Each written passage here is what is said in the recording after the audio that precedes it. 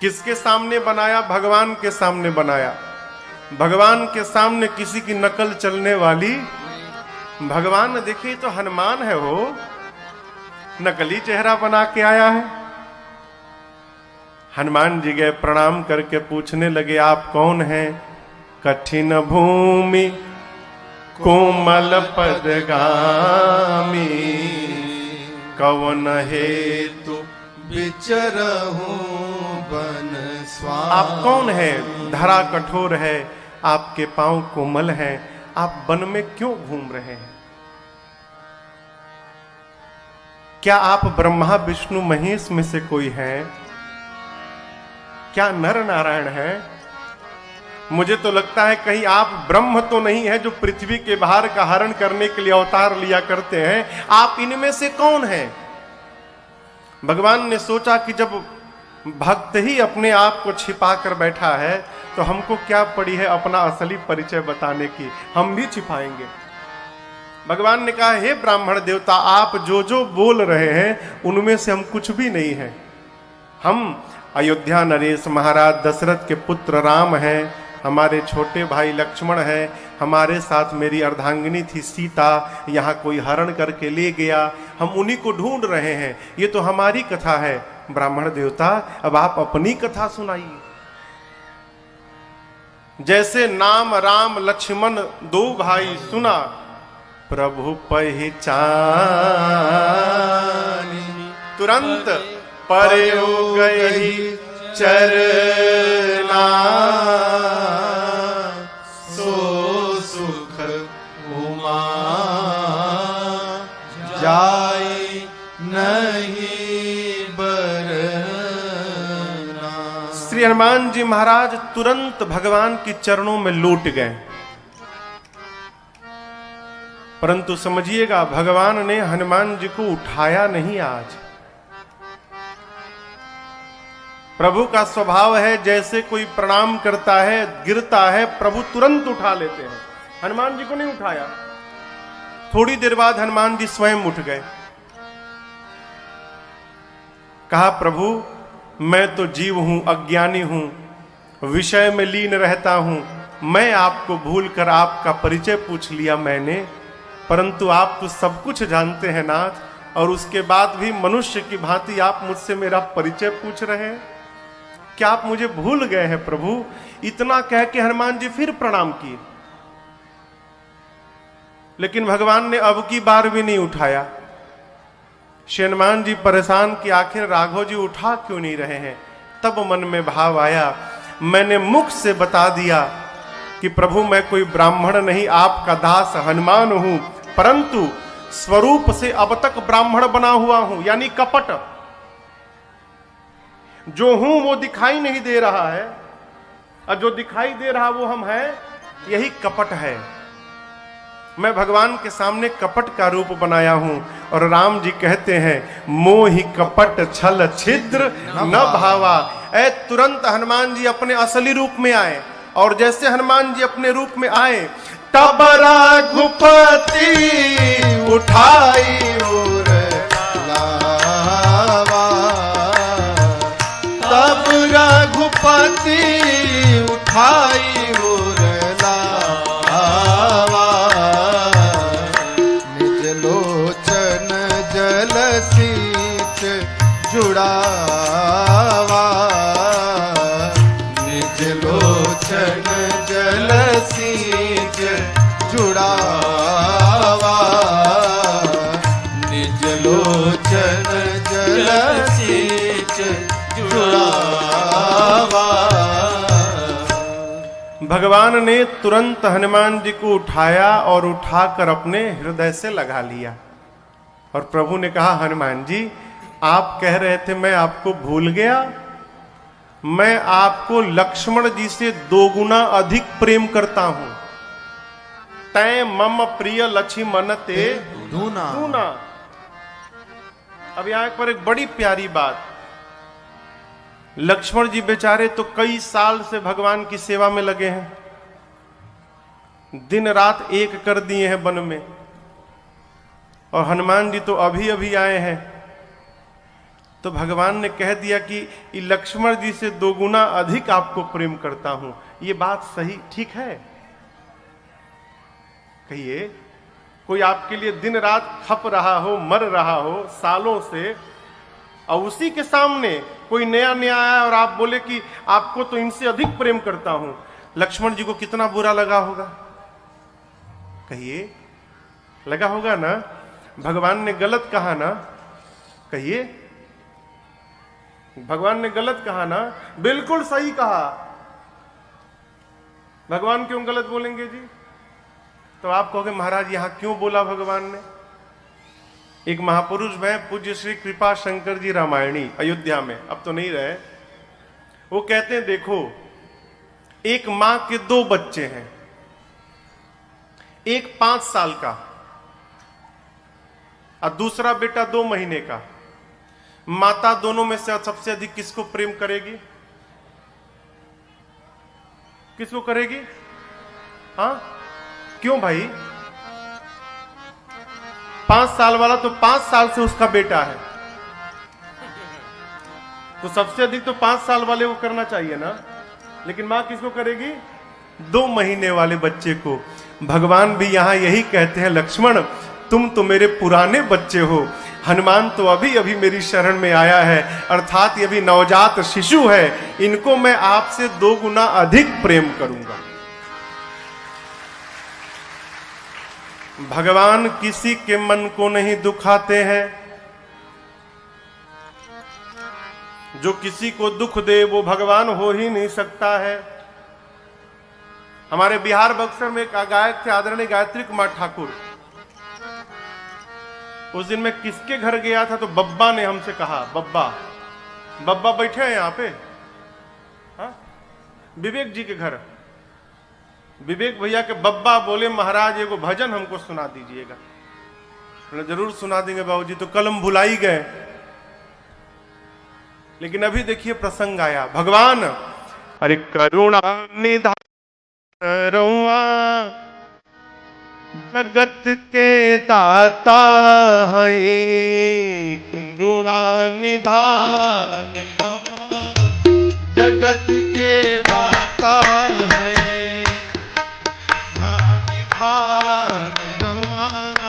जगत के दाता,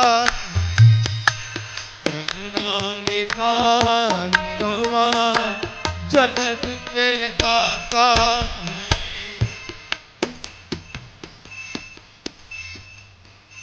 मती की फेर देनी, मती की फेर देनी, विपत्ति की फेर देनी, विपत्ति की फेर देनी, हाँ मती के फेर देनी, मती के फेर देनी, विपत्ति की फेर देनी, विपत्ति के फेर देनी। श्री भगवान रोआ जगत के दाता है, भगवान रोआ जगत के दाता है, करुणा निधान रोआ जगत के दाता है। ग्राह के मार दिहनी, ग्राह के मार दिहनी, घसे बार दिहनी, घसे बार दिहनी, हाँ ग्राह के मार दिहनी, ग्राह के मार दिहनी, गजे उपार लिहनी, गज की उपार लिहनी।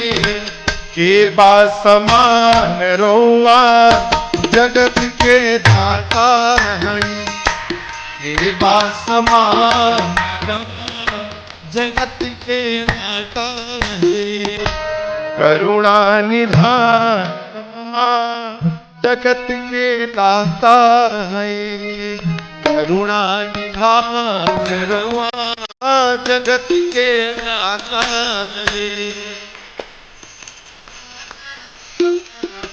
भक्त विदुर घर गईनी, भक्त विदुर घर गईनी, प्रेम से सगवे खैनी, प्रेम से सगवे खैनी। भक्त विदुर घर गईनी, भक्त विदुर घर गईनी, प्रेम से सगवे खैनी, प्रेम से सगवे खैनी।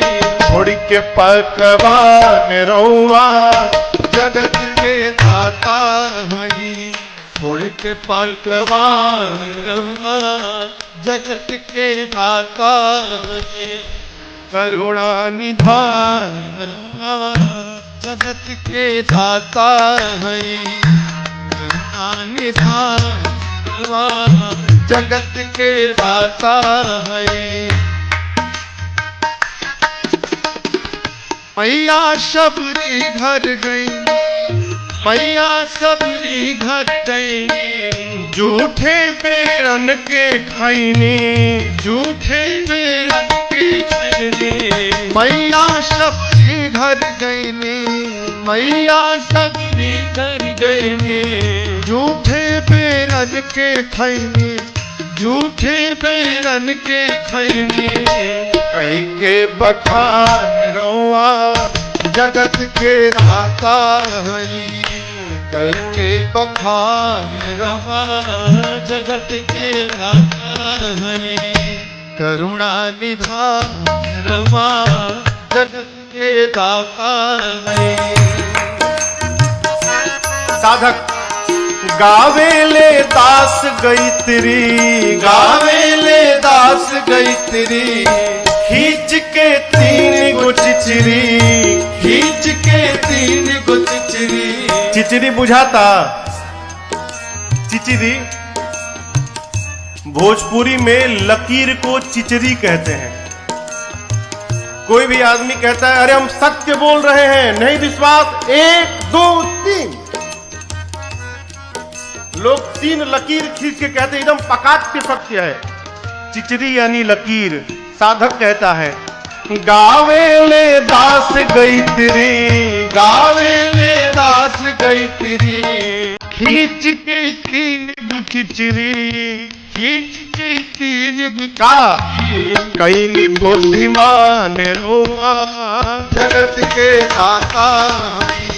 कई बुद्धिमान रहुआ जगत के दाता हई। करुणा निधान रहुआ जगत के दाता हई। करुणा निधान रहुआ जगत के दाता हई। श्री भगवान रुआ जगत के दाता हई, श्री भगवान रुआ जगत के दाता हई। अरे जाने जहान रुआ, रुआ मने आप। भोजपुरी में सबसे आदर सूचक शब्द है रुआ। अरे जाने जहान रुआ जगत के दाता हई। भगवान ने श्री हनुमान जी को अपने हृदय से लगाया। श्री हनुमान जी महाराज भगवान के गले लगे, परम प्रसन्न भय, और उसके बाद सुग्रीव जी के बारे में बताकर लिए दुओ जन पीठ चढ़ाई। अपने पीठ पे चढ़ा के हनुमान जी भगवान को सुग्रीव जी के पास लेकर गए। अग्नि को साक्षी रखकर हनुमान जी ने सुग्रीव जी और भगवान में मित्रता स्थापित कराई। जीवन में जब तक हमारे पास किसी संत की छाया नहीं रहेगी, तब तक हमारा भगवान से कोई भी संबंध बनने वाला नहीं है। संत का यही काम है कि जीव का भगवान से कोई ना कोई संबंध स्थापित करा दे। श्री हनुमान जी महाराज भगवान को लेकर गए और सुग्रीव जी और भगवान के बीच अग्नि को साक्षी रखकर मित्रता स्थापित कराई और दोनों पक्ष की कथा दोनों को सुनाई। राम जी की कथा सुग्रीव को सुनाई, सुग्रीव की कथा राम जी को सुनाई। सुग्रीव से पूछने लगे भगवान कि मित्र तुम कपियों के राजा हो तो पहाड़ पे क्यों रहते हो? सुग्रीव ने कहा प्रभु मैं और बाली दो भाई, एक बार मैं का बेटा मायावी मेरे भाई बाली को ललकार दिया। मेरा भाई मायावी के पीछे दौड़ा मारने के लिए, भाई के पीछे मैं भी भागा। भागते भागते मायावी एक गुफा के भीतर चला गया। तो मेरे भाई बाली ने मुझसे कहा सुग्रीव एक पक्ष तक प्रतीक्षा करना, एक पक्ष यानी 15 दिनों तक। यदि 15 दिन में मैं गुफा से बाहर नहीं आया तो समझना मैं मर गया। सुग्रीव कहते हैं प्रभु 1 महीना मैं खड़ा रहा वहां पर। मास दिवस के पश्चात उस गुफा के द्वार से रक्त की धारा बाहर निकली। मैं समझा मेरा भाई बाली मर गया। मैंने गुफा के द्वार पर एक शिला लगाकर द्वार को बंद कर दिया। वापस राज्य में आया, मंत्रियों ने देखा राज सिंहासन सुना है। प्रभु मुझे बरबस मंत्रियों ने राजा बना दिया। और जैसे मैं राजा बना तब तक बाली चला आया मायावी को मार के, और उसने मुझे राज सिंहासन पर देखा। प्रभु उसी दिन से उसने मुझे शत्रु मान लिया। इतना मारा है मुझे प्रभु, इतना मारा है, मेरा सब कुछ ले लिया, राजपाट पत्नी धन कोष सब कुछ ले लिया। उसके डर के मारे पहाड़ पर बैठा हूं। उसे श्राप मिला है, इस पर्वत पर पांव रखते उसकी मृत्यु हो जाएगी। यहां श्राप बस आवत नाही, श्राप के कारण नहीं आता यहां पर, इसलिए यहां पर बैठा हूं। अब यहां एक प्रश्न है, जो सुग्रीव ये सोच लिए कि मेरा भाई बाली मर गया होगा, वो ये क्यों ना सोचे कि हो सकता है मायावी मर गया होगा? फिर मनुष्य को जिसमें अपना लाभ दिखाई पड़ता है वो उसी के अनुरूप कल्पना कर लेता है। ऐसा हुआ होगा तभी तो हमारा लाभ होगा। उनको राजा बनना था। जब तक बाली मरेंगे नहीं तब तक सुग्रीव राजा कैसे बनेंगे? सोच लिए बाली मर गया, और उधर बाली तो मार के बाहर निकला तो द्वार पर पत्थर लगा है, और क्रोध। पत्थर हटा के देखा तो भाई गायब, और क्रोध। वापस नगर में गया तो देखा कि राजा बन के बैठा है। शत्रु मान लिया हो, बहुत मारा। भगवान ने कहा मित्र एक बाण में मैं बाली को मारूंगा। ब्रह्मा और शंकर भी सहायता करने आ जाएं, मेरे बाण से बाली को कोई बचा नहीं सकता है। सुग्रीव तुम निश्चिंत हो जाओ। अब यहां पर एक सूत्र समझिएगा। राम जी चाहते तो सुग्रीव के स्थान पर बाली से मित्रता करते। ठीक क्यों? बाली कपियों का राजा है, बाली के पास सेना है, और इसके पहले बाली ने युद्ध में रावण को हरा भी दिया है। रावण गया बाली से लड़ने तो पहले दिन ही बाली उठा के पटका रावण को। फिर बाली सोचा मैं कहूंगा कि मैंने रावण को हराया है, कोई मानेगा? तो रावण को उठाया, बाली ऐसे लपेटा और यहां दबाया। कितने दिन तक? 6 महीने तक। 6 महीने तक बगल में दबाकर पूरी दुनिया घूमता रहा बाली। कहता था देखो रावणवा है, देखो देखो रावणवा है, हराया हूं इसको। रावण देखा तो बड़ा बलशाली है, तो लालच देकर रावण ने बाली को अपना मित्र बना लिया था। भगवान चाहते तो बाली से मित्रता करते, भगवान को जाना भी नहीं पड़ता। बाली जाता लंका में, सीता जी को लेके आता, लेकिन भगवान ने क्यों नहीं किया?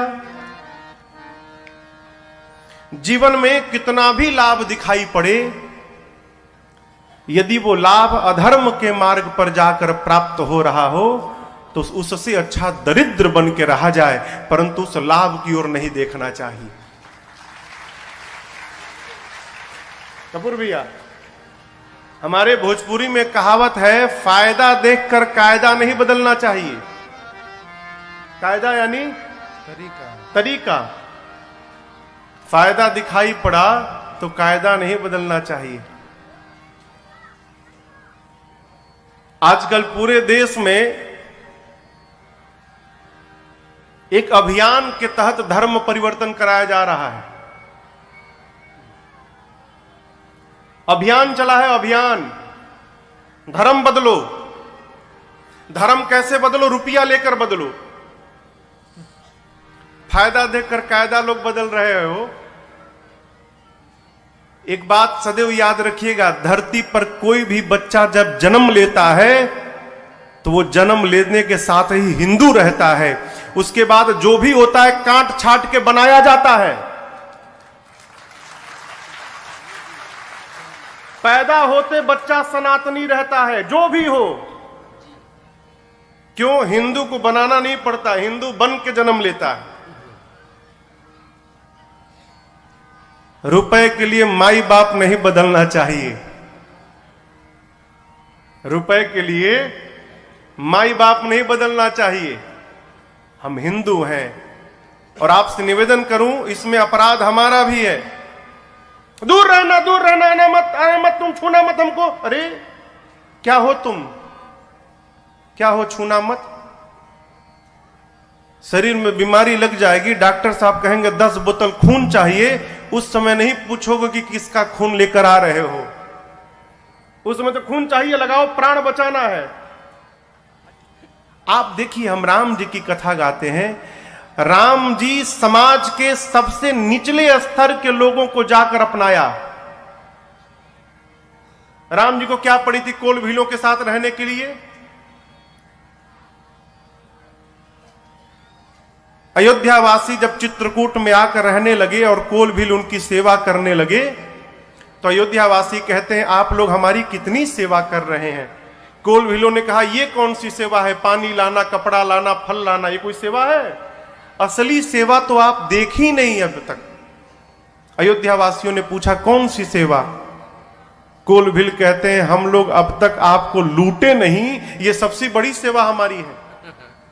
हमारा काम ही है जो आए उसे लूट लो, लेकिन आपको नहीं लूटा। अयोध्यावासियों ने पूछा, क्यों नहीं लूटा? कोल भील कहते हैं, जब से रघुनाथ जी को देख लिया है अब जीवन में कुछ पाने की तमन्ना ही नहीं बची, मानो सब कुछ प्राप्त हो गया।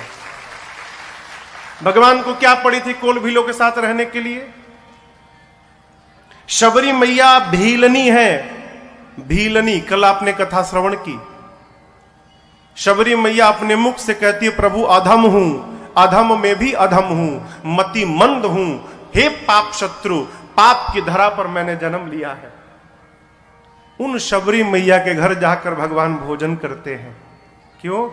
जीवन में समझिएगा, मनुष्य का शरीर प्राप्त करके जो भगवान का भक्त नहीं बना, उससे बड़ा अछूत संसार में दूसरा कोई नहीं हो सकता। मानव शरीर मिला, हम भगवान के भक्त नहीं हो पाए हो, क्या मुख दिखाइएगा ऊपर जाकर? क्या मुख दिखाइएगा? गुरुदेव भगवान वशिष्ठ जी कहते हैं, भरत जी 12 सोचनीय बताए हैं गुरुदेव ने, 12 इनका सोच करना चाहिए। उस ब्राह्मण का सोच करना चाहिए जो वेद नहीं जानता है। उस राजा का, उस क्षत्रिय का सोच करना चाहिए जो अपनी प्रजा को प्राण के समान पालन न करे और जो नीति का त्याग करके बैठा है, वो राजा सोच करने लायक है। वो वैश्य बनिया सोचनीय है जो धनवान होने के बाद कंजूस बनकर बैठा है। जो अतिथि का सत्कार नहीं करता वो वैश्य सोचनीय है। वो सेवक सोचनीय है जो ज्ञान होने के बाद लोगों का अपमान करता रहता है। वो स्त्री सोचनीय है जो घर में बात बात पे कलह करती हो, अपने मन से घूमती रहती है, वो स्त्री सोचनीय है। वो शिष्य सोचनीय है जो अपने गुरु की आज्ञा का पालन न करे। वो गृहस्थ सोचनीय है जो गृहस्थ धर्म से विमुख होकर बैठा है। वो सन्यासी सोचनीय है जो सन्यास लेने के बाद भी संसार के प्रपंच में फंसा हुआ है।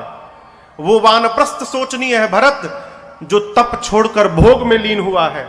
वो मनुष्य सोचनीय है जो चुगली करता है, जो इधर की उधर करता है, माता पिता गुरु भाई से विरोध करता है।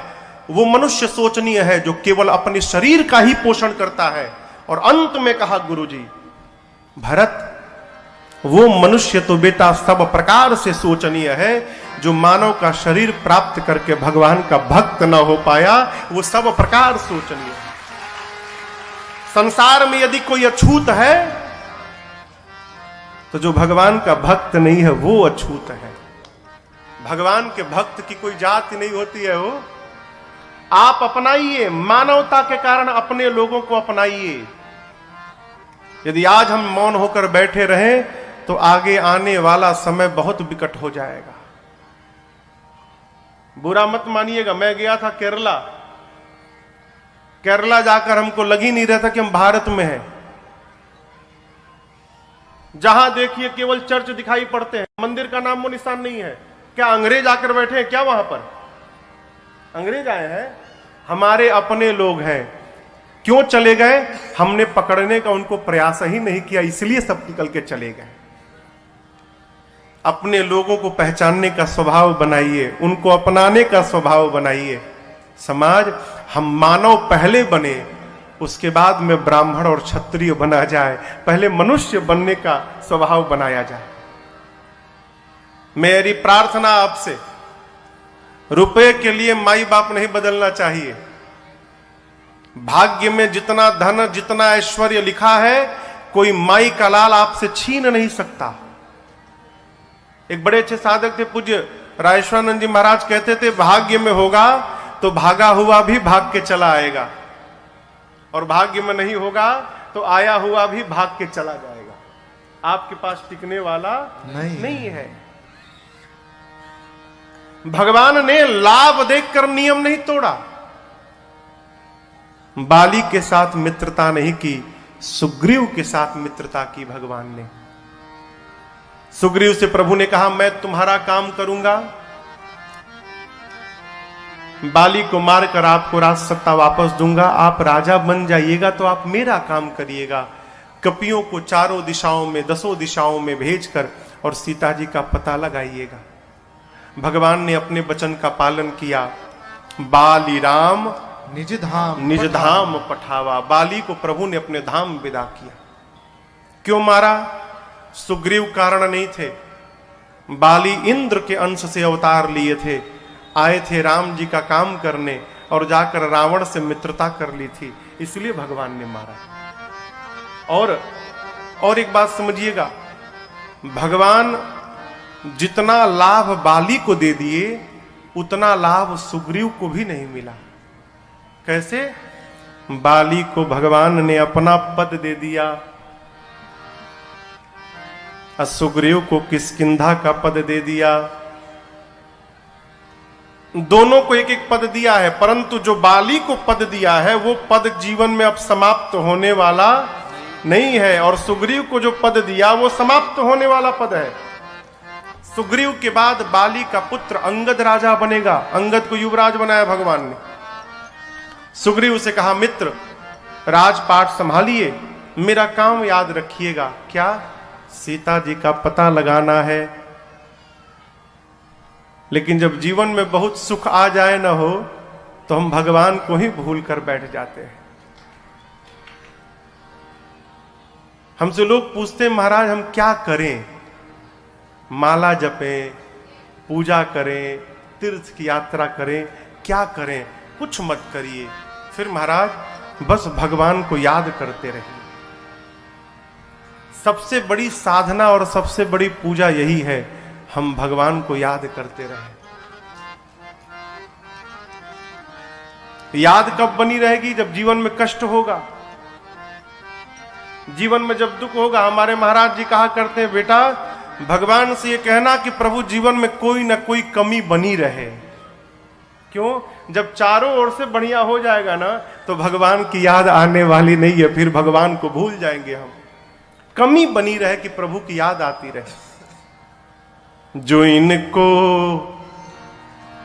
याद करते हैं उसे ये याद करते हैं। जो भगवान को याद करते हैं भगवान उनको याद करते हैं।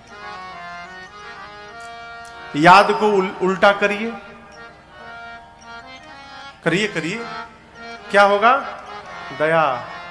महापुरुष कहते हैं जब हम भगवान को याद करेंगे तो भगवान हम पर अपनी दया की वर्षा करेंगे। ये सिद्धांत है।